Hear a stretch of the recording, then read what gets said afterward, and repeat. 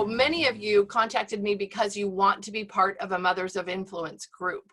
Some of you maybe were thinking about doing it in your own areas. I know there's a mom who contacted me, and she actually had her first group meeting last night and was really nervous about it. But I'm sure it went well. I'm sure it went great. But so how many of you are interested in a Mothers of Influence group? How many of you are here because that's your interest? You can, yes, yes, okay. All right, okay. So I think what's interesting is that this group started, I was asked to join a Zoom conference that was happening from moms mostly in Southern California. And we did that one, and we had a request for more. And so I started these. I started doing these my own. And it was really to calm anxious mothers' hearts. A lot of new moms that were thrown into homeschooling didn't really have that on their radar, or maybe they did. Maybe it had been something they'd been thinking about, but they hadn't planned on starting necessarily now, and were nervous about what that was all going to entail and how that was all going to work. So that's kind of how we started. But we've talked so much about well-educated heart. It's the natural thing to talk about that pattern of learning, that we've naturally evolved to be more of a Mothers of Influence group. And so that's why we invited you all who were looking to come and join with us in our meeting. Now you can decide after today, oh, that's not what I was looking for. That's not what, that's not what works for me. And that's just absolutely fine, because we've all got to find the thing that works best for us. But we will continue talking about well-educated heart, the concepts that we're learning there, and we'll share with each other the things that we're doing, the things that are working with our families, the things that aren't. We've included those in the emails as well, and we'll continue to do that. So if you want to be a part of us, then that would be absolutely wonderful. And then, like I said, if we can just encourage you to then branch out on your own. And if each one of us were to come together and meet together when we wanted to and when that worked for us, and then went out on our own and we're able to have maybe smaller little satellite groups of Mothers of Influence, look at all of the mother hearts that we could influence. That would be so wonderful. And in today's climate, what a blessing that would be. So that's kind of where I feel like we're going and what we're doing here. So I would love to have you guys be part of a discussion about this Mothers of Influence, what it means to you, or what you feel like you're learning from well-educated heart. What are the things, the concepts or principles that are kind of jumping out at you, or that are touching your heart? I don't know how you would personally describe what you're feeling, but if we could talk about that a little bit, that would be lovely. And while I'm waiting for you to get brave enough to do that, I want to remind you that when you ask a question, it takes about 30 seconds for the question to, now I can't, Lindsay, I can't think of the word, for the question to process, for your brains to process the question.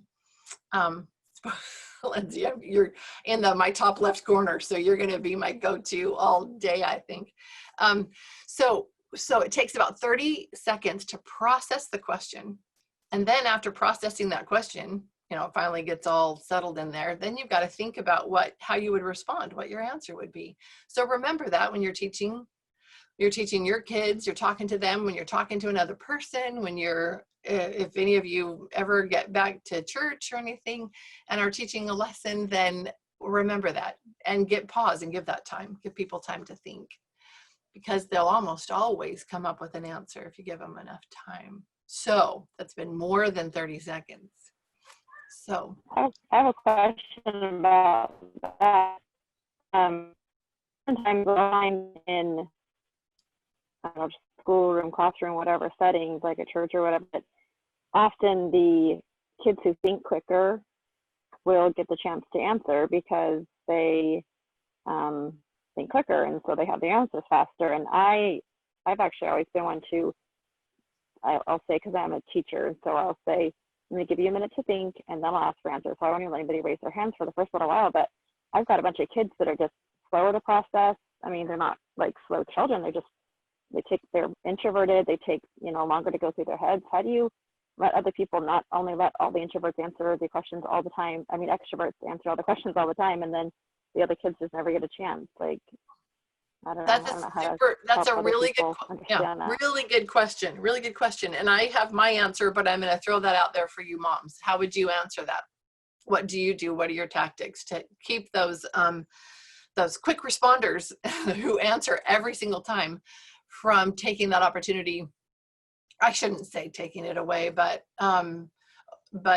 not allowing those children who take a little more time to answer the question.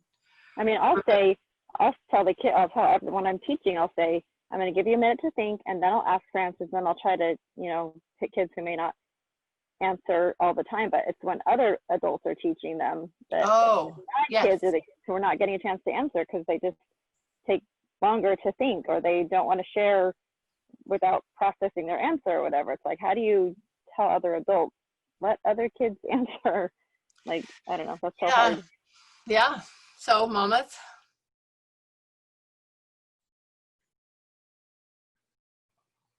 if you want my face to be the one that's up here all the time, the whole entire time, I can do that, because I can talk and talk and talk, but I don't want to keep any of you from being able to share if you want to do that. So I'm not sure if we're all members of the Church of Jesus Christ of Latter-day Saints or not, but one thing that they have been introduced a few years ago was the teacher, is it teacher improvement? Something, the name changes.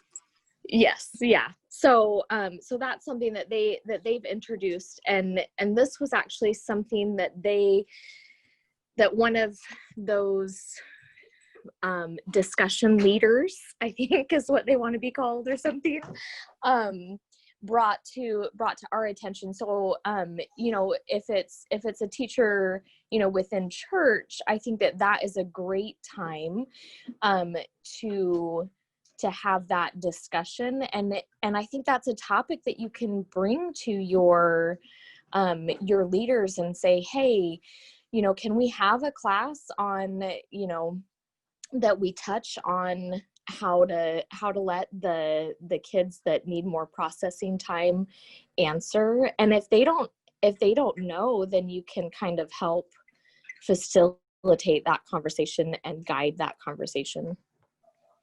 Well, that's a great place to do that. That's a really great forum for that.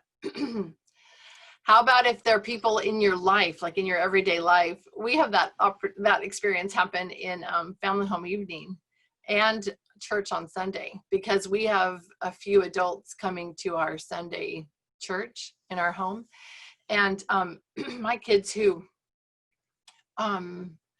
they just will wait. They'll for one, processing time, but then they just kind of wait and see if there's somebody else that wants to answer the question before they'll jump in. They just aren't the ones to jump in first. And the adults always respond. And I think, just wait a second. I want to, and I don't mean this in a negative way at all, but I think this is my church for my family, and I want my kids to respond, and I want us to have a discussion. And you're not going to get a gold star on your forehead for answering first, so just sit down and be quiet. Let my kids answer the questions. I've actually offered my father-in-law a gold star before, but anyway. So something I thought of when you were saying that is sometimes I'll just directly ask like a certain child that I know may take longer, and then that kind of tells the other adults, okay, don't talk, like let this kid answer.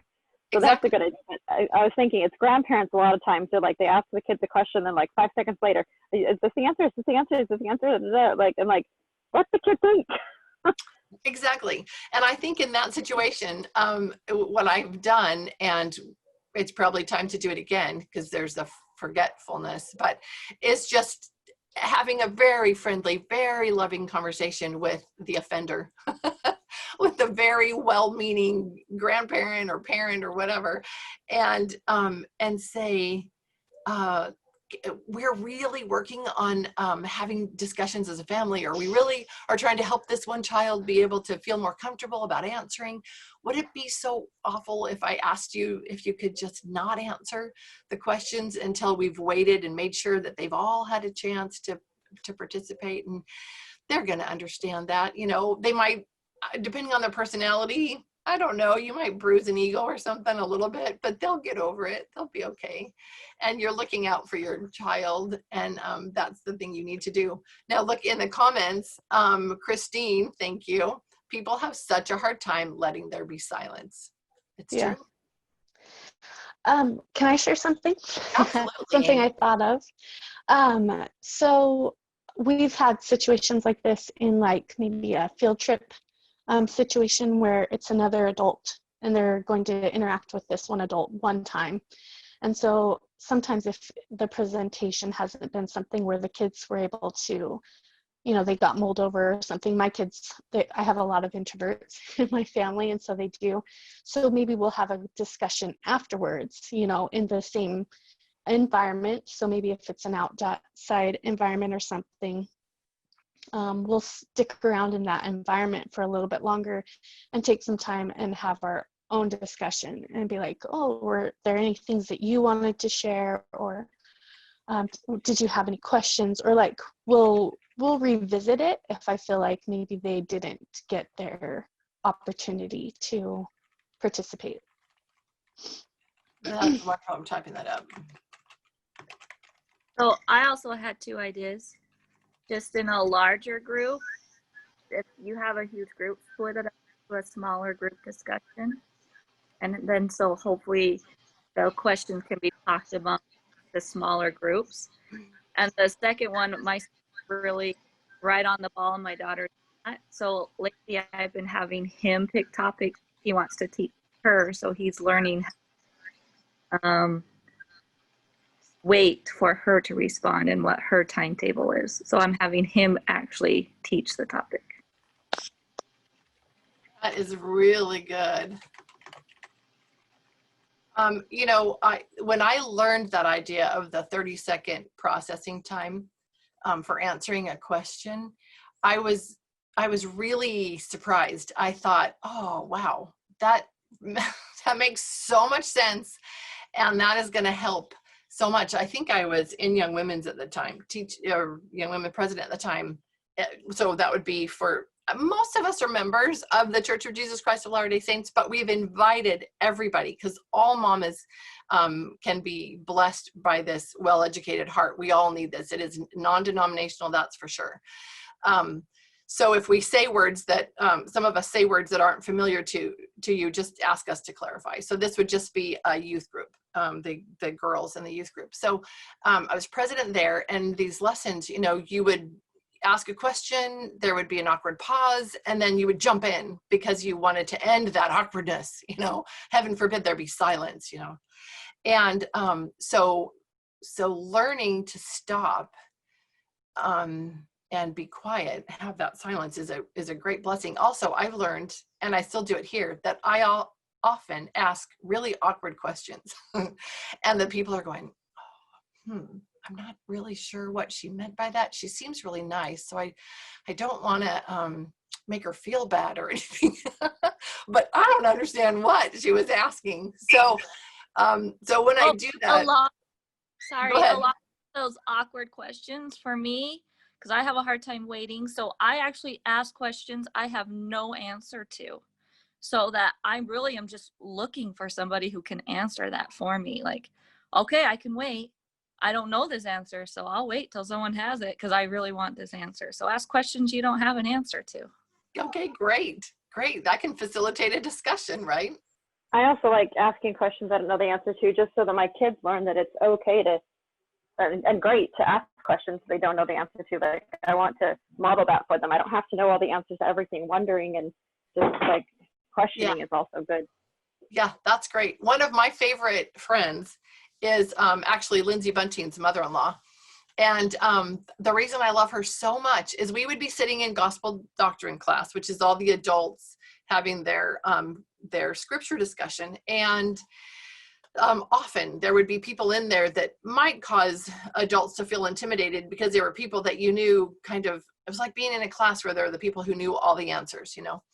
And so the teacher would be this, sometimes, you know, this well-learned person, and they'd throw out this question and you'd go, oh, I hope you don't see me. I hope you don't call on me because I don't know the answer and whatever. And there'd be this awkward pause. And then my friend, Gay Bunting, would say, I have no idea what you're talking about. Can you explain what, I don't even know what that means, you know, that word means or whatever. I mean, she would just throw it out there, just completely humble, just what all of the rest of us were thinking, you know, but we're too whatever, prideful or embarrassed or whatever to ask. And it was awesome. And it facilitated this amazing environment and discussions every week. And I loved that. And it's because she is a lifelong learner. She loves to learn things. She's always learning. And so don't be afraid to be that person who opens up and changes the environment, and try to help your kids do that. And I think these, your comments, that's such a great way to do it, to let them know, oh, here's something, I don't have a clue. I don't know the answer. Let's see if we can figure that out together, either by, you know, by looking it up or, you know, studying it, or you guys go look up and see what you can learn, and then we'll all come back and have a discussion about it. Or maybe it's just a thoughtful thing and we need to all think about it and discuss it and see if we can come up with a resolution here. You know, that's a great thing to get them in that environment and that habit of discussing and talking. But you have to be careful. As the mom, it's amazing what your kids remember from their growing up years. Like I have one of those that has a perfect memory of every uncomfortable thing I've ever said. Just remembers everything. And I think, oh, you're supposed to forget about that. That ever happened. But they are sensitive to things you say. So I'm bringing that up as just kind of a silly thing, but they will forgive you. They forgive you for the mistakes that you make. But remember to be sensitive to their responses. You know what it's like to be shut down or feel like you've been shut down, and you don't want to do that. You want them to feel like their answer was great. You know, thank you so much for sharing something. And, you know, I don't know if that's quite it, but that's going to help us get closer, you know, and then continue the discussion so that they feel empowered because they answered and they want to do it again because it was a good experience for them. You know, you also have those that think they have the answer to everything, and they're going to share all that they have, all that they know, and more. So you have to balance that out. Okay, Christine, thank you, Christine, for continuing to add comments. Oh, so hold on, I'll go back to Laura first. Remind kids it's okay not to know and that we can figure out the answer together. Exactly. Let them feel comfortable to speak up when they don't know. So, exactly. It's also okay, Christine is adding this, to repeat the question. Oh yeah, I have ADHD, she says, and sometimes I totally go off on a rabbit hole when I do that and can't even remember what the question was. So yes, this is a learning environment, and one that we need to be comfortable with and help them be comfortable with too. Okay, more thoughts.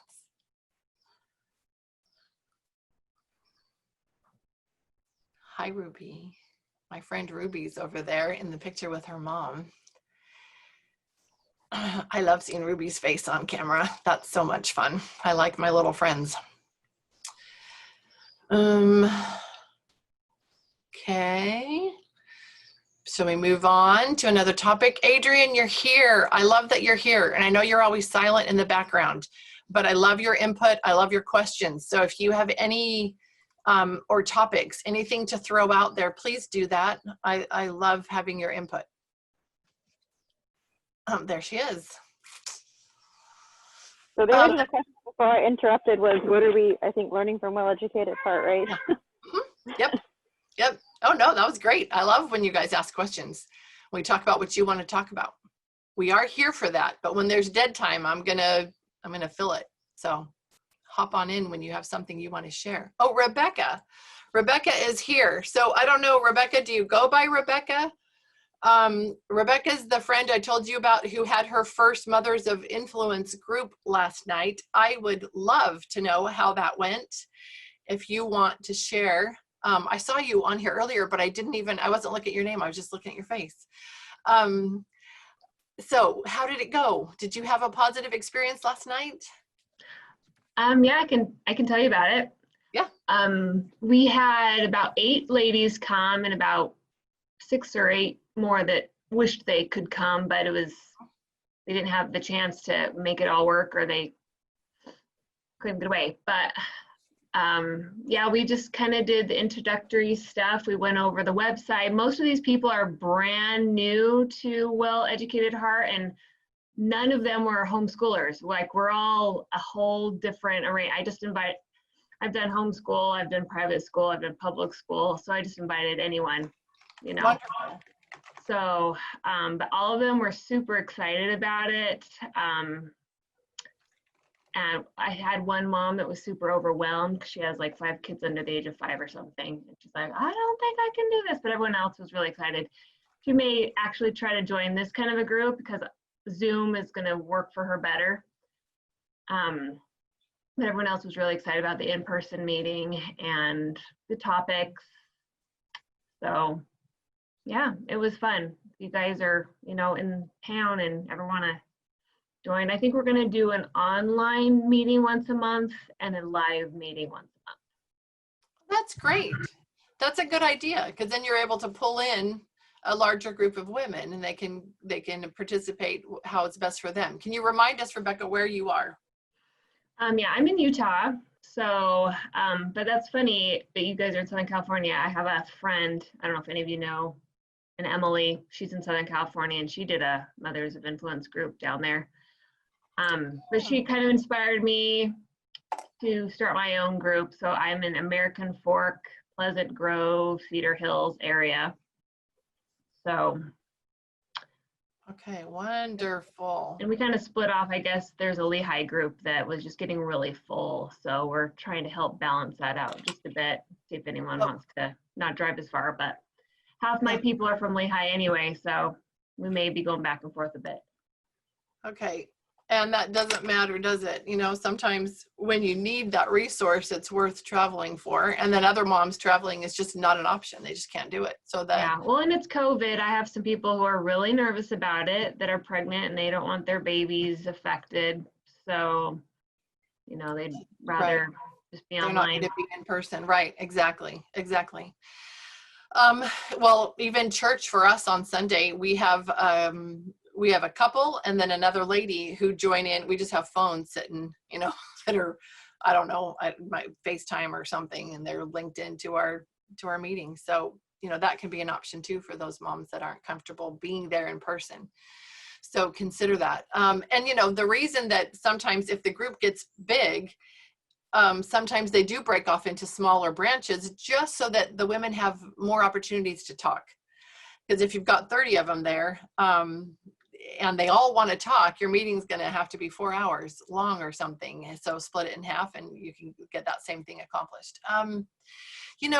When I think about Mothers of Influence groups, this just popped in my head, and it's just my odd way of thinking about things, but I picture the little reading group from the Guernsey movie. Are you guys familiar with that movie? I absolutely love that movie, and I adored the book. Book is better. Yes, Kathryn. Why did you love the book? Why did you like the book more than the movie? I agree. The community. Well, first of all, the movie always changes stuff, and I didn't agree with all of their changes to the plot and the characterization. But we'll leave that aside. But I just love the community in the book and the way that these people got together, and they had such different backgrounds and different ages and different personalities, and yet they all came together because of this love of reading. And some of them didn't have that to begin with. Some of them really didn't care about books.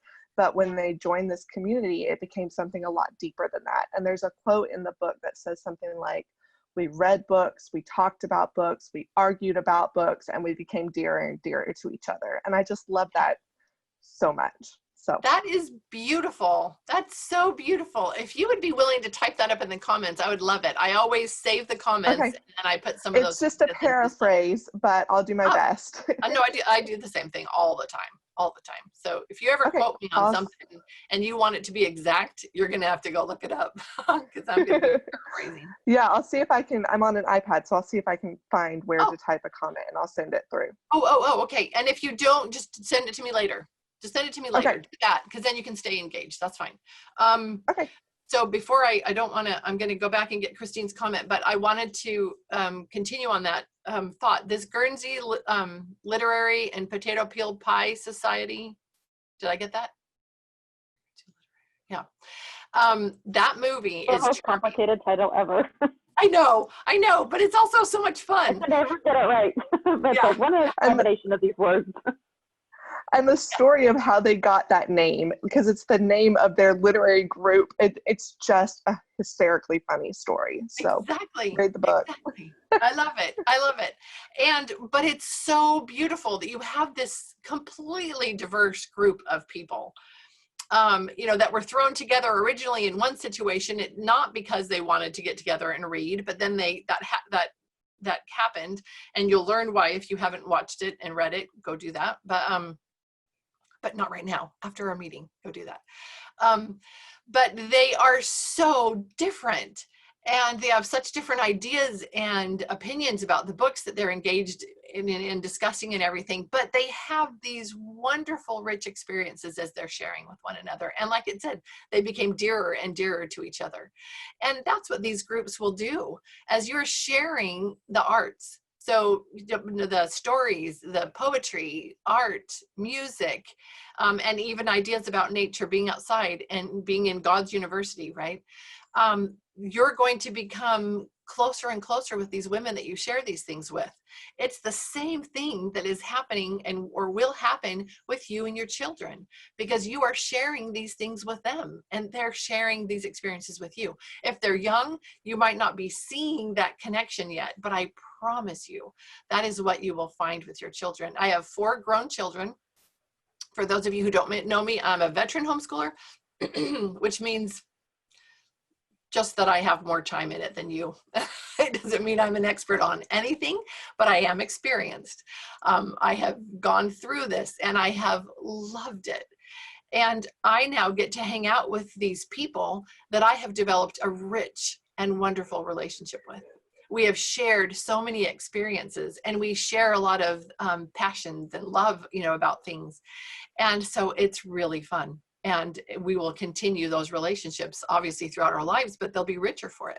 So Something I just thought about is I thought about warming hearts, but as our hearts become warm along with other people, whether that be our children or other mothers in these groups, then those warm hearts kind of like entangle and bind together because they're growing warm together. It's like sitting around a fire together, kind of, it's kind of neat.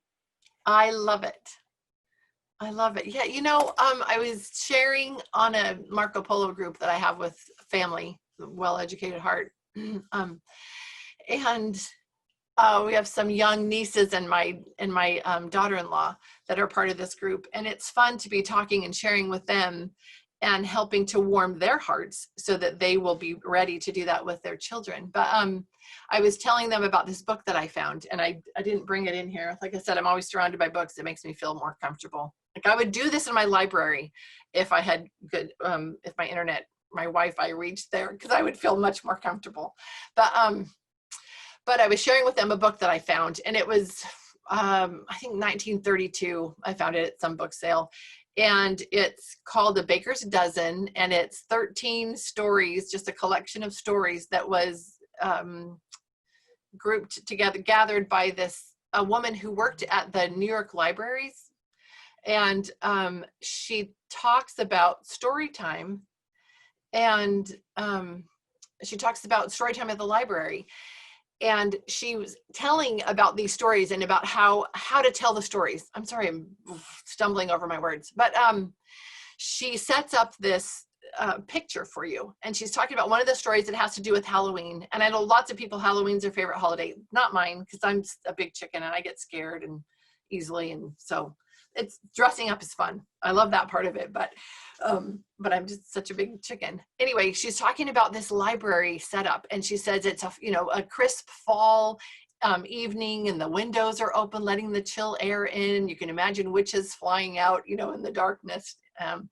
She talks about the candlelight that's there in the room and the firelight. And I think, can you imagine being in a library where there are candles and there's a fireplace and a big fire blazing in the fireplace? We can't do that anymore, liability, whatever. But what warm and wonderful experiences can you have with your children gathered around a campfire or the fireplace or even candlelight? Right now in California, that's not something we can imagine, really. It doesn't sound very good. But in another setting, in another time, gather your children in wonderful places, places that are kind of magical, and share these stories or your experiences or your love for music or art with them in beautiful settings, so they can connect these memories and the learning with these settings. I'm reading from Well-Educated Heart the story, I'm not going to remember what it's called. It's for this month's rotation, and it's in Belmont, where it shows the picture of the radio, and you go in there and enter the listening library. And for September, it has stories for Scandinavia there. And so you go there and go into the literature and poetry section, and there's a book there. Like The Golden Name or something. I don't remember the name of the book, but I'm listening to Marlene as she's reading this lovely, lovely book. And just the setting, these children in this book have adults in their lives who have busy lives. They have rural kinds of lives as well as urban, but most of them, they're in the countryside. And they take the time to make some things magical every once in a while. They have parties, and they go to some lengths to prepare food and to dress up and to decorate a little bit and put some flowers out, or they go have a party out in the orchard, and they have things set up out there, and they make it magical for the children. And that's important to do that. It's important for us, for our hearts also. I always felt like I was too busy. And I think that often I probably even told my kids, no, we can't do that right now. I've got to get this done. And now I look back, and that thing that I thought I needed to get done, I could have made time to do it in a different part of the day. I could have stayed up just a little bit later. I could have maybe used my own time a little more wisely, could have maybe not, like today's world, I would say, not been on social media, and that would have made time to spend that extra little bit of time with my kiddos. And oh, how I wish I had done that. So, if I could share anything with you, it's those kinds of things. Look for moments to make things magical for your kiddos, even just a little bit. Throw a little bit of magic in there to add to that heart learning, and they'll respond in a different way. Okay, I'm going to go to this comment because I know Christine's been putting stuff in here, and I want to see. Okay, I am learning that it's okay not to stress out so much about getting through the curricula. Oh, yeah, amen to that. I am also learning that my personal education is just, if not even more important than my kids' education. It is. You are right. That feeling that you have is absolutely correct. It is more important. They follow your lead. I have seen this just in the last month. The more I stress about curriculum, the less engaged they are. Absolutely, because you're not engaging with them. You're distracted. A distraction. Oh. They are your most important thing. That's the most important thing you're doing right now. So cultivating your heart and then spending time with them. Even if you don't have to plan anything. If you have cultivated your heart, if you spend a little bit of time doing that every single day, you do that, then you've got something there. You have something in your heart that will come out that you can share with them. You don't have to have anything planned.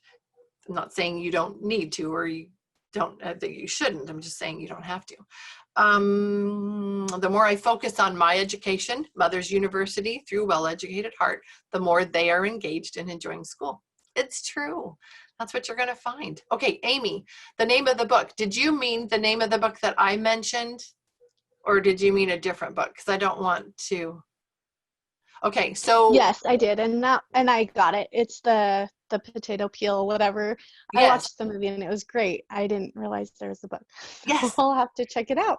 Yeah, the book is great. And actually, even on Audible, the book, the first time through it, I listened to it on Audible, and it was charming. The reader was great, and it's this series of letters back and forth, and I loved it. I laughed out loud multiple times, or even just a little chuckle or something. I was all by myself, and I'm just laughing. It's done on audio because they had several different readers to do the different parts. But I will say that this is not one to listen to without headphones when your kids are around, Right. because it is a World War II historical fiction, and there are some sad and difficult and kind of heavy things that are touched on. It's done very gently for an adult or teen reader, but I would not recommend listening to it with small children around. Totally agree. Great. Thank you, Kathryn, for that. But it is lovely, and it will warm your heart. It really will. Adrian. Okay. Thank you, Adrian. Here's where I am struggling. I have friends not happy with distance learning. Understandably, yes. It's hard to articulate and get them to jump into a lifestyle of homeschooling. All of these concepts are so foreign to them. They want recommendations for curriculum. Oh, I know. That's what they want. That's the top of their list. And we know that, flip that list. It's at the bottom of the list. Or we're learning that. Sometimes it takes us a while to make that transition. Okay. And I know they want something just as structured as what they are leaving. They're in the middle of trying to keep up with distance learning, so can't drop what they are doing and research and learn. They don't yet trust that their kids will be okay if they take time off. They also believe they will go back to public school when it's back in person. I'm struggling with advice to give these people. Does that make sense? Absolutely. Oh my goodness. I think probably each one of us can say that we're experiencing that. We have people talking to us about that. And maybe some of us on here are new enough that we're still struggling with that transition. I'm going to just keep going. Something I've finally caught, this is Aimee, thank you, Aimee, is trusting your child's timing. The whole idea of inspire, not require, that keeps coming up, really didn't make sense to me until Well-Educated Heart, when my heart started to be warmed and educated. Now I get it. The heart must come first. Golden Name Day. Yeah, Crystal, I think that is the name of the story I was referencing. Thank you. Golden Name Day. Okay, Christine, I always recommend Well-Educated Heart intro course. I tell them how much it opened my eyes and how it helped my heart not stress so much. Okay, that's a great idea. So Adrian, there's one to start with, recommending the intro course. And I would too. The thing that's so hard, but this has got some people to start listening, is I have shared with them the fact that Lindsey Bunting, look, I'm pointing because that's where Lindsey is on my screen. She's right next to me. Hi, Lindsey. Lindsey told me about this years ago. And I trust Lindsey, and I love Lindsey's recommendations, and I believe her. My sister-in-law, Kristen Gabbitas, she also shared it with me years ago, and I trust her, and I listened to her, but I didn't do it. I didn't think I had time. I didn't think I needed a new I probably thought I needed a new resource, realized that I did, but just thought, oh, I'll do that. I will do that. I'm going to do that in a little while. And you know how that goes. If you don't make it a priority, it doesn't happen. So and then when I finally did, I thought, oh my goodness, this is a treasure. And I've just left it sitting here, or the other example I give is this grand feast that's been put out there, and I just left it, and I never went to the table, and I never took a bite, until now. Better late than never, right? But if we could try to discuss some ways that we might be able to inspire other moms who are struggling with this. And I'm going to read Shelley's comment, and I'm going to say something else, and then we'll open it up. I'm struggling with wanting to invite others to join a Mothers of Influence group, but I am afraid that they will think that I'm just trying to convince them that homeschooling is better than public school. They are not interested in homeschooling at all. Any advice on how to present it in a way that will help them to see that WEH goes beyond formal homeschooling and that it is worth learning about even if they never homeschool? Oh, teaching from what rest is $50. Oh yeah, that's supposed to be really wonderful too. I've seen that, and I've been interested in that also. Okay, so what I was gonna say is one thing to remember always is be prayerful about it. Be prayerful about it. No matter what your religious affiliation is, we're all praying to God, and he hears our prayers, and he cares about the things that we are trying to do as we try to be an influence for good out in the world. So be prayerful about your approach. I'm sure you can never even imagine this, but in the past, I was much more outspoken and much stronger about my opinion than I am today. And today it's pretty outspoken and opinionated, but I wasn't so gentle, in my encouragement to parents. And I've learned to relax a bit there and be a little more careful. And it's funny because I was telling people about Well-Educated Heart and how amazing and how wonderful it is and how they need to listen to it and they need to go look it up and they need that in their lives, and then I thought, okay, hold on a second. What's the pattern for learning? What does Marlene do? Does she get out there and tell all of us, you've got to go to my website. You've got to get the app. You've got to go and start the introductory course. You need this in your lives. You need to do that. No. That's not her approach at all. She's gentle and she's soft and she tells us beautiful stories and shows us lovely pictures and shares music with us, and it warms our hearts and we want more, right? So Something else that go. I've heard for members of the Church of Jesus Christ Latter-day Saints, President Nelson, who is our leader and prophet, it's been pointed out actually by his wife that he does not give and he invites, is what I'm trying to say. He doesn't tell us things to do. He invites. And if you notice, when he gives us challenges or whatever, it's always an invitation. I invite you, and then there's always a blessing that will come with that, but he invites. Such a great point. I love that. Thank you. Kathy, can you read what you wrote there for Adrian and share your thoughts with us? Oh, hold on. You're on mute. Are you looking for the chat? Hang on. What did I do? Okay, hold on. Now let me get my. Okay. Okay, I just mentioned that I've had similar experiences with lots of families, and it's difficult to advise for the family situation and goals. And I have learned that what I do and what I have learned as I have homeschooled all these years won't always work for them or isn't what they really want. And if I can help them learn to rely on the Lord and trust themselves, I think they will find what works.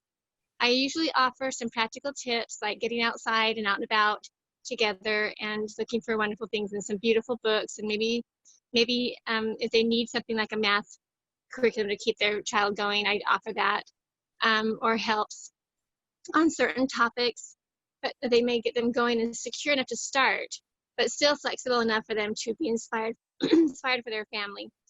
I always encourage them to take a break and scale back and work on their family relationships and togetherness time first, and then pray, and then add in beautiful things as the Spirit inspires.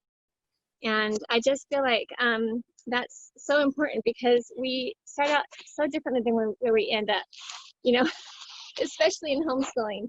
It's such a process, and I would hate to be the homeschool mom I used to be back when I began, but I'm much more at ease and happier. And I have to share, I just met this German family. The past 3 weeks we've been together, this little family from Germany who is traveling the world, and they are teaching their children. They have 3 young children. And she was so insecure. She was like, my 8-year-old's not reading yet, but the little boy was brilliant. And he knew so many different countries and their cultures. And he knew, of course, 2 languages, German and English, and he could speak fluently and was very natural in socializing with all of us. And I said, please don't worry. I said, it's going to be just fine. Do exactly what you're doing and bring beautiful things to him. And I was able to share with her, and we were able to talk about our faith and what's going on in the world, and we were able to discuss things, and my kids could hear what was happening in Germany and all around the world where they have been. And it was fascinating to think, you know, we didn't get this from a textbooks. It doesn't come from the typical online curriculum. It comes from getting together and knowing each other and sharing our experiences and stories and our feelings and our thoughts. And that's real learning, real education, I think, is inspiring our minds and our hearts and our families. So some thoughts on that. I love it. Thank you. Yes, Rebecca. Just on this conversation, I feel like, I mean, my kids are in school right now. We road schooled last year. And we've done something different every year, it seems like. But I grew up homeschooled, so that's like my kind of where my heart is. But when it came to inviting people to this group, maybe it's because I was clueless, but I had no problems inviting people from all schooling backgrounds. And it's because one reason why I'm feeling motivated and inspired and so grateful for this program is, I mean, I have a teenager who we've been like this for several years. We've been dealing with addiction recovery in our marriage, and it's really, really affected him, and he's closed off a lot. And, you know, when kids go through those kind of life experiences, they can really kind of put walls around their hearts, you know, and then you get into this fight, and I start to put my heart is like hard. And, you know, I'm having a hard time feeling love for this child. He's 14. And I've been praying and trying all these different techniques. You know, we talked to our therapist and our, you know, all these different things on how to handle it, and her ways were not working. In fact, I thought they were worse, and I've been struggling to figure out what it is I can do so that we can mend this relationship. And I just felt like this program, it's not a program, this philosophy, this idea is what I need to connect with my son. Has nothing to do with education. It's like, I need to soften my heart so that I can reach him. He's in school. I don't care what school he's in. This is a struggle he's going to have, whether he's homeschooling or public schooling or anything. And it was just that missing piece. And I just feel so excited to know that these arts can soften those walls that we're feeling if I can start building relationship with these kinds of experiences. So I love that. I love that. So now we're adding some new things to this idea. So not only are we cultivating hearts and warming hearts, we're softening hearts. I mean, through this pattern of learning, and healing hearts. Mm-hmm. And I hadn't thought about that, but and so when I share that with others, they're like, "Oh my gosh, I need that too, because I can't get to my one child, or my husband and I are, you know." To me, it's just a way of healing relationships. Everyone does that, not just homeschoolers. Right, exactly. And I think one way you could help to make your invitation more less homeschool centered would be to invite older women who don't have any kids in their home, you know, their grandmas. And maybe that would help it feel a little bit less threatening in your conversations, talking about having had some of these conversations with older women, so that maybe those parents don't feel like they're being singled out for being inducted into your homeschool, you know, but because some parents that public school feel such a need to defend their decision. And I sometimes I feel bad about that, because I think, oh, you don't need to defend it. If that's what you're doing, that's completely fine. I'm not trying to talk you out of it, but you're talking like you're majorly stressed out and you need something. And I've got some stuff I could share with you that would calm your heart, that would bring some answers, maybe some direction. And you know what? You might jump out You might decide to do that, you know, and again, if you do, great. If you don't, great. Doesn't matter. You need to do what's best for your family. But here are some tools. Can I ask a question? Yes. So how, and I'm not having personally a ton of this, maybe it's a little bit, but not really, but I know it's probably an issue. How do you go about sharing music, art, poetry, stories with older teenagers, older kids, early teen, whatever, and teenagers specifically, who feel like it's a waste of time? Like, why do I need to learn classical music? Why do I need to learn art? Art is boring, I don't care. Like, you know, that's got to be a major issue. And luckily my kids are still pretty young and they're still pretty receptive, but Yeah. there's a little bit of it. And like, why do I have to look at this art piece? I don't care about it. And I want to also like hone in on what they do care about and what they, but there's also a piece of this is so good for you and you need this, even if you don't think you care about it. So how do you balance all of that? Right. Okay. Share with them when they're not interested. Right. No, Poetry, great question. You know? Great question. And just in case I forget to say, I have just invited a person who is going to be our music teacher. And so she is preparing 3 different presentations for us to share with us in future weeks. She is a sister-in-law of mine, and she just had brain surgery. She has a brain tumor, and she just had gamma knife procedure done yesterday. And she called me, or day before yesterday, she called me yesterday to discuss what it was she was thinking about and wanting to do. I'm like, sweetie, you just need to rest for a minute. And then, but she's so excited and she can hardly wait to come and talk to us about incorporating music. And she works at BYU in the BYU Music Library. She is part of Aspen Winds. It's a group that plays in Utah and performs and stuff. And oh, Shelly, we're going to lose you. Sorry. If you have time, pop on back on, but also we're trying to cut this down and start making it shorter and shorter so that we have more time to stay connected, but it's lovely meeting you. I hope you come next time. So Aimee will be coming and doing some of that. She engages and connects with high school age and young adult age kids. So I just thought she would be perfect. She also knows all the stuff from her own education. She's got her master's degree and loves music and has used it with her kids, and they're a very musical family. So she knows from the young little tiny babies all the way through and can help bring us through on that topic. So, but I want to go back I want to go back to this discussion, but we're going to talk about that, and we'll actually bring in some more people, and we'll talk about art and music and how to help our older kids engage. But remembering, inspire, not require. So you've got to be excited about it. You need to be just studying it on your own and loving it. And every once in a while just saying, oh, I found this piece. I just absolutely love it. Honestly, genuinely share it and then let it go. And don't say anything more about it. And they will come around. They will feel the spirit of it and they'll come around. Okay. All right, Christine, when we make decisions in fear, frustration, and scarcity, we aren't going to make the best decision. So I love the advice for them to get in tune with the spirit. Thank you, Kathy, to find what's right for their family.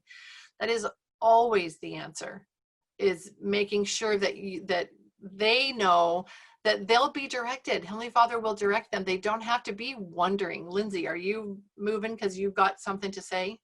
Were you going to say something, Lindsey Bunting? Oh, okay. No, I just have to move my hand to tap the chat and read the chat and do all that. Oh, sorry. I'm sorry. But such a good point. A lot of times we forget that, we're in the middle of a situation. We forget that the natural, best, most wonderful resource is the spirit. And we need to rely on that more and remember that we'll be directed and know what our families need. Okay, hold on. Then Chantel, Gordon Newfield. I love that. I love that. Gordon Newfield teaches that a lot toward adolescence. He says you cannot parent whose heart you do not have, a child whose heart you do not have. So true. His discussions about a child needing to connect with the adults in his life and not be influenced by his peers.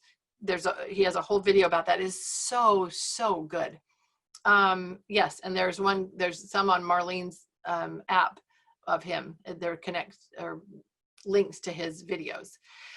Rebecca agrees. He is so amazing. We lost Shelly. She had to go feed her kids. And like I said, I'm trying to make these shorter, but it's so hard. We just are loving the discussions. All right, Rebecca, my answer to that question is all you can do is inspire. Yep. Enjoy it yourself. Do it for you. You can never force heart softening or heart learning. You just can't force it. You're not going to, it's not something that you're going to, you know, feed them and they're going to get because you have spoon fed them. You know, you feed yourself and then when they start wanting it, they start asking for it. When sharing with anyone, we need to start with something beautiful to warm their heart. Yeah. Again, I didn't know what I was missing or why it was important until my heart began to be warmed and educated. Then I couldn't get enough. I feel that too, Aimee. In fact, when I first went to Well Educated Heart website and app, I was kind of confused. It didn't really make sense and I would kind of get lost a little bit. But once I did the introductory course and started on Mother's University, all of a sudden it made sense and it linked together and there were all these patterns and it's absolutely wonderful. Okay, Rebecca had to go. So I think an hour, it'd be awesome if we could keep these to an hour because that's, mamas are busy and that's about all we can get. Obviously we're talking about the mother heart here this whole time. Adrian, do you feel a little bit supported in that? Do you see that, do you feel that we're all in that? We all have people coming to us and asking us and sharing their frustrations with this distance learning, but then they're not quite ready. So, so let's be prayerful and let's continue to think of ideas that we can share with each other about how we can warm the hearts of these friends that are struggling. You know, I've had several conversations with friends who are feeling really frustrated with the distance learning, but they don't really feel confident in their ability to homeschool. And most of those conversations, because I don't want them to feel like I'm pushing them, like I'm trying to force them to do something that they're not ready to do.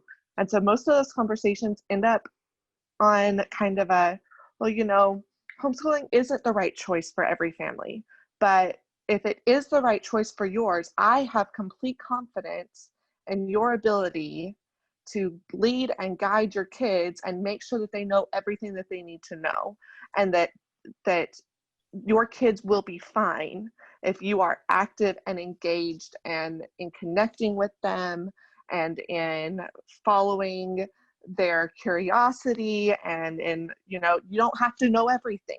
Because I think a lot of times they feel like they don't know the things. And so how am I going to teach my kid if I don't know, right?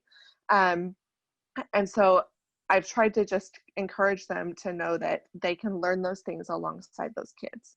And if they come across things they don't know, they can find someone who does, or they can find someone who can teach their kids, or someone who can teach them so they can teach their kids. That there are just so many resources, and that if they decide or they feel like distance learning is not working for their family, there is another way, and that I'm confident that they can do it if they believe that it's the right choice for their family. And that's just kind of where I've left it. You know, I'm not pushing them one way or the other. I'm just trying to help them feel like, oh, someone has confidence in my ability, I guess. Yeah, that's good. That's very good. I love that. And Adrian, I wasn't singling you out. I just am so grateful you brought that question to us.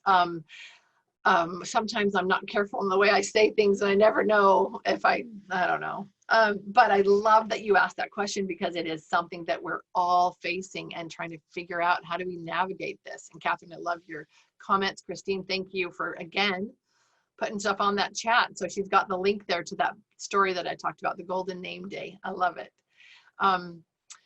So here, another thing to maybe share with them is that remind them, reassure them, again, always prefacing with, homeschooling may not be the option for you, and that's okay.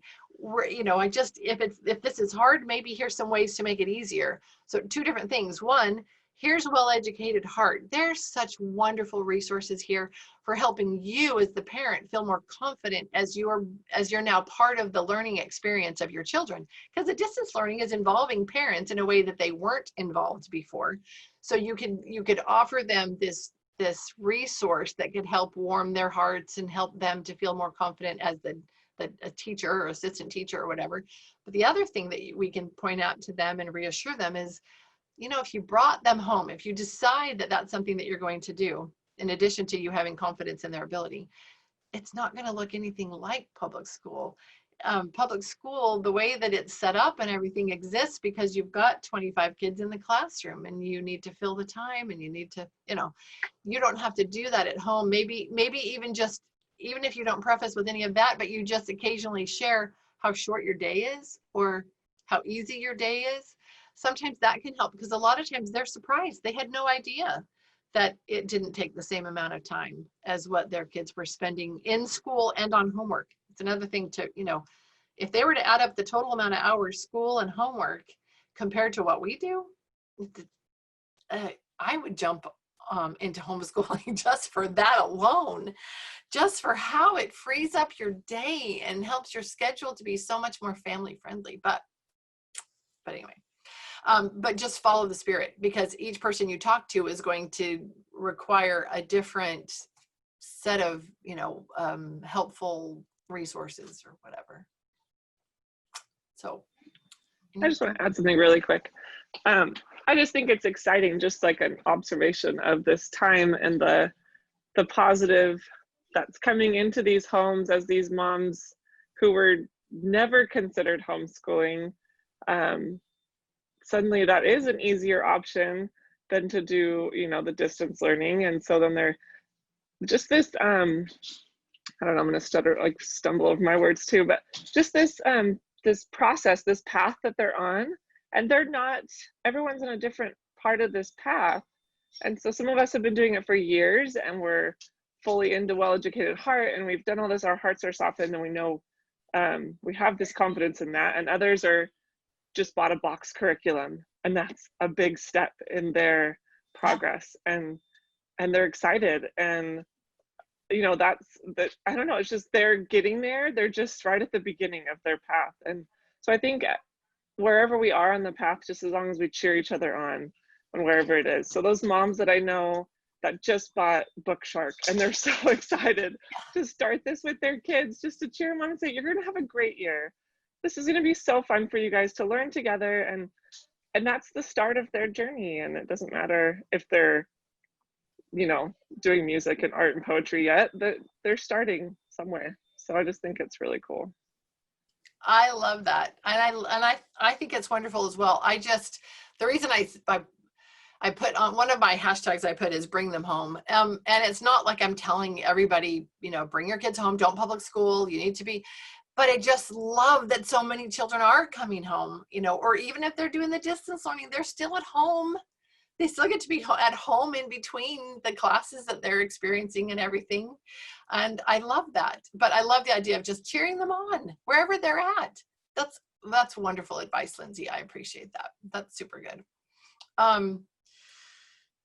Also, yeah, don't ever say a negative, to these poor mamas who are just trying to figure out what to do and how to do it. I probably did that in my earlier days, and I just didn't know. But anyway, I've grown up, I've learned stuff. So I'm better able to just be a cheerleader. So that's important. Okay, someone recommended Well-Trained Mind book to me, so I'm listening to it.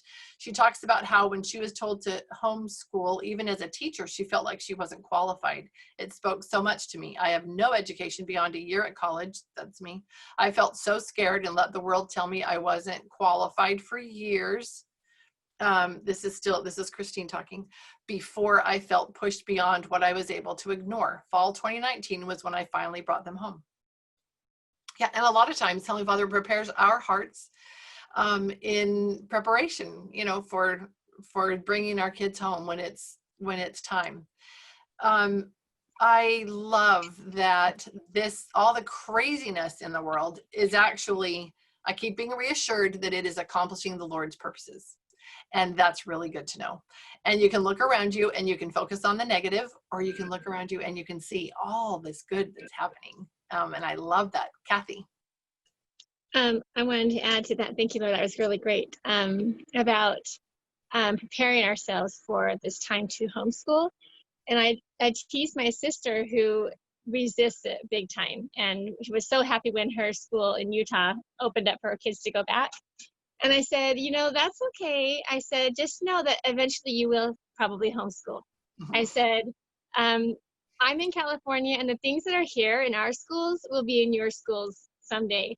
And you'll have to either be fighting it on your school board or, you know, in your classrooms and be really aware of it and pushing against it, or you'll bring your kids home. So I said, and she didn't argue with me. She says, you're right. And I said, but it's okay if it's not the time right now, but let the Lord just soften your heart and prepare you. And you look around and see what you would like it to look like when it's time, so that you're ready, because the world's not going to get rosy and sweet all of a sudden and wonderful. I think we're just going to have to get stronger as mothers and families to combat what's coming at us. So we all need to prepare in our own ways, and whether we homeschool or not, I think that we are all preparing for greater challenges ahead. So absolutely. Absolutely. You can see and feel that coming. But it's interesting to me that even though I know what's coming, you know, we know not the timing at all, but it's just there are lots of negatives that are going to continue to be out there. But I feel peace. I feel peace. As I shared before, some of you weren't here, but when I got sucked into social media, which I never had been before, but back March, April, May, June, longer than it should have, I got sucked in, and I had to know what was going on, because I had to save the world. I had to save my country that is so dear to me. And, you know, and today's a significant day for us to even be meeting here. I love it. Sorry. But anyway, I love my country, and I am passionate about that.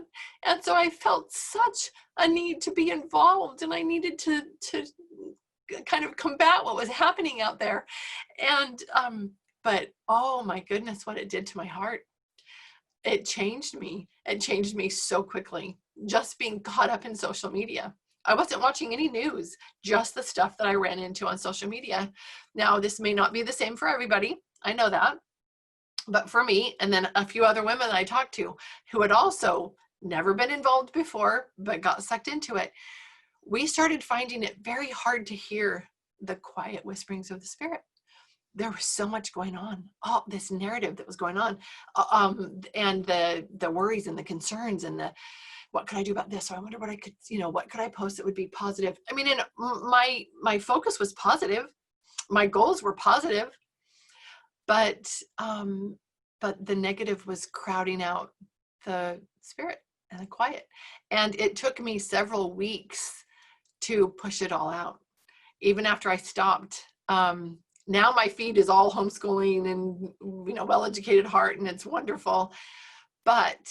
And I'm not saying to ignore it and stick your head in the sand, but I am telling you that if you have a part to play in these last days, if you have a part to play in defending freedom, the Spirit's going to tell you what that is. You're not going to miss it because you were on social media. I don't think that's where you're going to get the direction as to what your part is and how you're going to be playing an important part in what's going on. I just don't think that's where your calling is going to come from. It's going to come from your heart.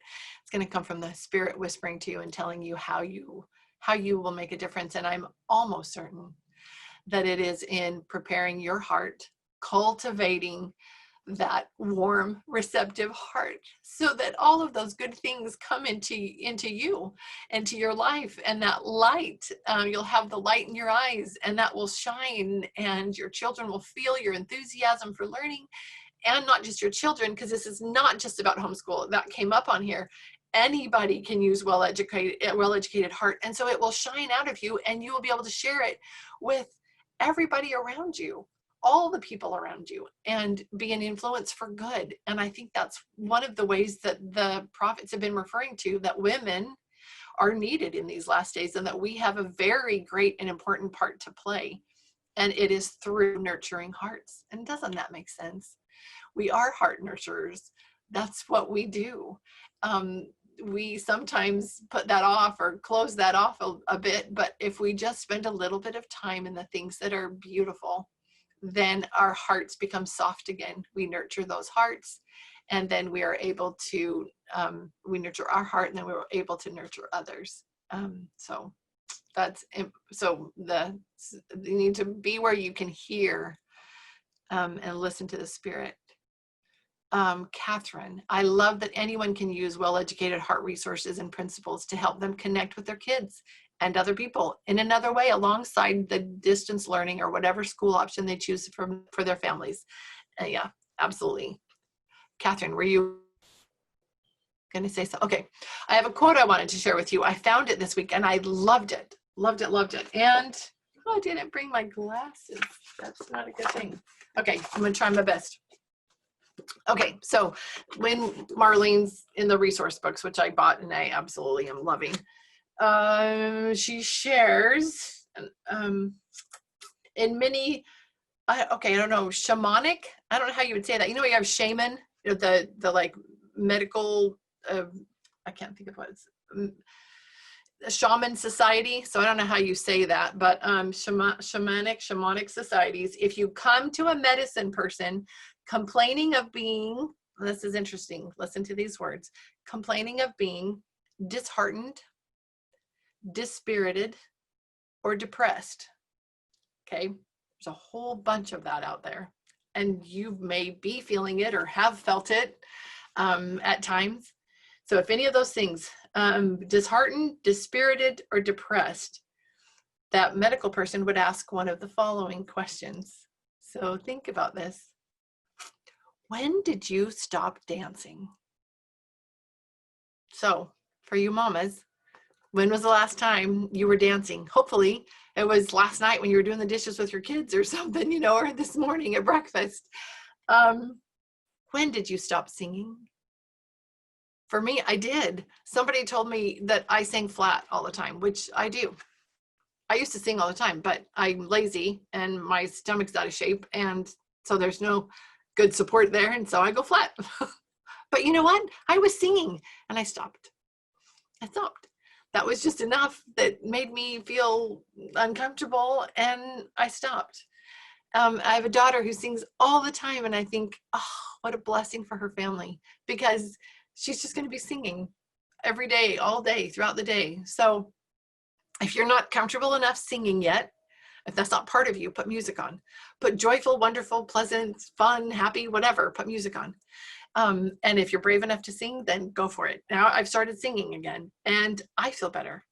It has made a huge difference to me in my life. All right. So when did you stop being enchanted by stories? I haven't. That's a thing for me. I absolutely love story time. I love to tell stories. I love to have stories told to me. I love that. That's why I love, one of the reasons I love Well-Educated Heart. I love to have Marlene be telling me a story. I listen to a story. I listen to her. I put on a chapter and just have it playing on my phone and I go to sleep listening to the story. And then I wake up in the morning and finish it because I fell asleep during the chapter. So what volume and page are you on? I am volume 2, Methods and Tools. And I am on page 22. Thanks. So, bottom of the page. When did you stop being enchanted by stories? So if you have, go listen to a story. You are not too old for story time. So go put on a recording and listen to a story. And that will warm your heart, I promise. It's just magical. I absolutely love it and encourage it. And then you'll have that, you know, kind of testimony of it, and then you'll do it with your kids. You'll feel more comfortable doing it with your kids. Can I add something really quick? Can I add something really quick to that? Yes, please. I'm a huge nonfiction lover, and for years and years, just like motherhood and learning how to homeschool and stuff, I was just doing all nonfiction, and I love it. I loved it, and it did fill my heart. But I've recently started just getting into classics and just fiction, but like historical fiction, where I still feel like I'm learning something. That's just how I have to be. But and just like great stories, like the literary potato field, but like, you know, really books that change me, but they're still like fictional, but that it really does like change your heart in a different way than just reading nonfiction. Absolutely. So there really is a place for both. Absolutely. I'm a nonfiction girl too. I mean, I love that for my own self, because I'm self-help books, you know. For years, I had probably the largest library of decluttering and organization books of anybody I know because I desperately needed it. But And I read about it all the time. I just didn't do it. And finally I decided, these ought to be good for something. I might want to actually follow what was in them. For historical fiction, The Lonesome Gods and The Walking Drum by Louis L'Amour, amazing books, amazing, incredible books. Okay, so Enchanted by Stories. I just love that. I love the wording of that too, you know, because we What are. was the other L'Amour book? Lonesome Gods. I have that one. And which one? The Walking Drum. The Lonesome Gods is America, like before California was a state, when Mexico was still in charge of California, and there's still horses and everything. And the Walking Drum is Spanish Moors. So, okay. And then the last question is, when did you stop finding comfort in the sweet territory of silence? When did you stop finding comfort in the sweet territory of silence? Interesting. Really interesting. It says, as we tend to our children's hearts through activities such as these, the four I mentioned, dancing, singing, being enchanted by stories, finding comfort in the sweet territory of silence. As we tend to our children's hearts through activities such as these, the end result will be a child whose countenance will reflect, I am really glad to be alive. How many days can you say that yourself? How many days do you feel that wholeheartedly? I am really glad to be alive. I think when we focus on gratitude, we do feel that more. But there are days when we, let ourselves be kind of pushed down a bit. Well, add these things back into your lives and you will feel that feeling. I am really glad to be alive. So I love that. I would encourage you to find that that joy that will come in your heart as you do these things. And then that light that sparkles and shines in your eyes, it's going to be reflected to everybody around you. And they will not be able to help wanting to talk to you, and you'll be inspired. And if you're quiet, if you've learned to appreciate that silence, you can stop for a second and listen to the spirit. I have a sister-in-law who, I have four sister-in-laws on my husband's side of the family who I just absolutely adore. And the one I'm thinking of right at the moment is so soft and so gentle. And she's a mom of 7 or 8, I can't remember, children. And she's just soft and gentle and quiet. And it's funny, not funny, but I love when I'm talking to her. As we're talking, I can tell now, because I know her so well, she'll pause for a moment before she continues. And when she's pausing, now I've learned she's waiting for inspiration from the spirit to tell her what it is that she needs to share next. And that's just how her whole life goes. That's how she guides her life, and it's lovely, and you can tell because of how her life is. She's never caught up in, she wouldn't, just social media, it would just not be an option for her. She doesn't have time for those things. I'm not saying that's bad. I'm not, don't misunderstand that, but she's learned those things. You know, she dances and sings and reads and appreciates the quiet. So I know that will bless your lives as you do that. So I love meeting with you. I hope this has been a good thing for you. We will do it every Friday, 10 a.m. for as long as mamas want to do it. And then if you feel inspired to start your own groups, follow the prompting and do that. Look for ways that you can be an influence, support and uplift and comfort and mourn with those that are around you. That's what we've covenanted to do, and we can make a difference. Thank you. That was really great. Thank you. I appreciate the input. Come every Friday, but just so you know. Okay. No, anytime. I love seeing your faces. I love that. Kathryn, I'm going to read the quote that she paraphrased earlier. I love it. We read books, talked books, argued over books, and became dearer and dearer to one another. And that's what will happen here too, because that's what we're doing.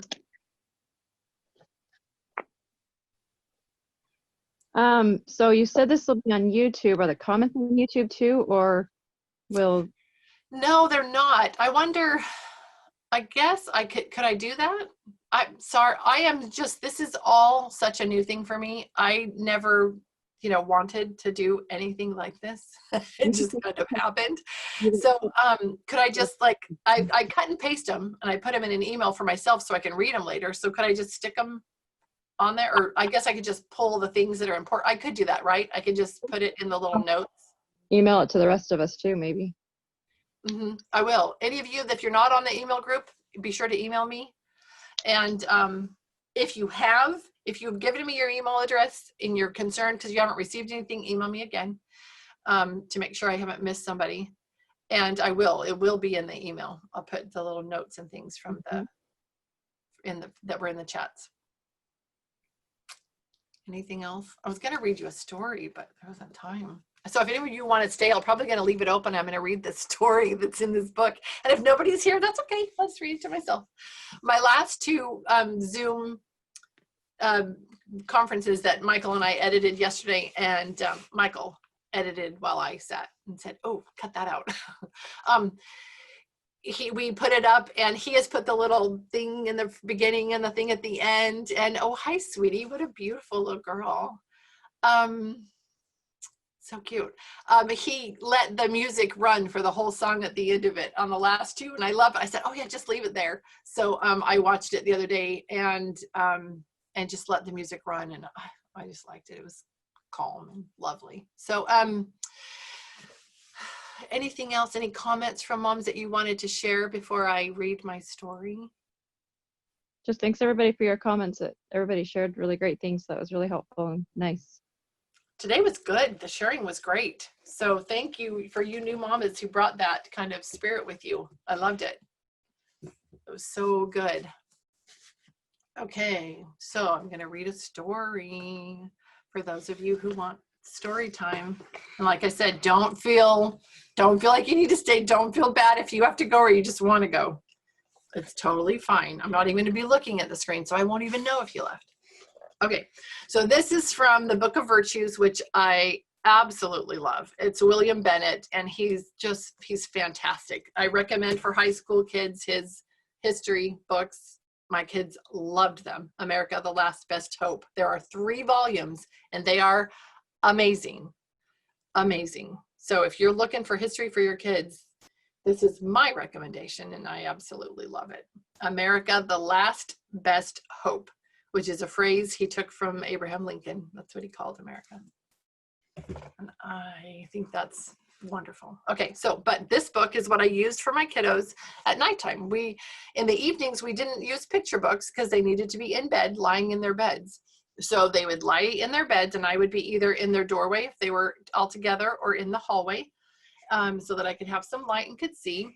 And I would, for the little ones, I would remind them. I would go and I would touch their eyelids, and I would remind them, close your eyes and use the backs of your eyelids as your screen.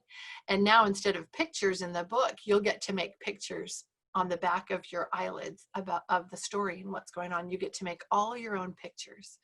And so I would have them close their eyes, and then I would read the story to them. So here we go. This is the story called Little Sunshine. Once there was a little girl named Elsa. She had a very old grandmother with white hair and wrinkles all over her face. Elsa's father had a large house that stood on a hill. Each day the sun peeped in at the south windows. It made everything look bright and beautiful. The grandmother lived on the north side of the house. The sun never came to her room. One day, Elsa said to her father, "Why doesn't the sun peep into Grandma's room? I know she would like to have him." "The sun cannot look in at the north windows," said her father. "Then let us turn the house around, Papa." "It is much too large for that," said her father. "Will Grandma never have any sunshine in her room?" asked Elsa. "Of course not, my child, unless you can carry some to her." After that, Elsa tried and tried to think how she could carry the sunshine to her grandmother. When she played in the fields, she saw the grass and the flowers nodding their heads. The birds sang sweetly as they flew from tree to tree. Everything seemed to say, "We love the sun. We love the bright, warm sun." Grandma would love it too. thought the child. I must take some to her. When she was in the garden one morning, she felt the sun's warm rays in her golden hair. Then she sat down and she saw them in her lap. I will take them in my dress, she thought, and carry them to Grandma's room. So she jumped up and ran into the house. Look, Grandma, look, I have some sunshine for you, she cried. And she opened her dress, but there was not a ray to be seen.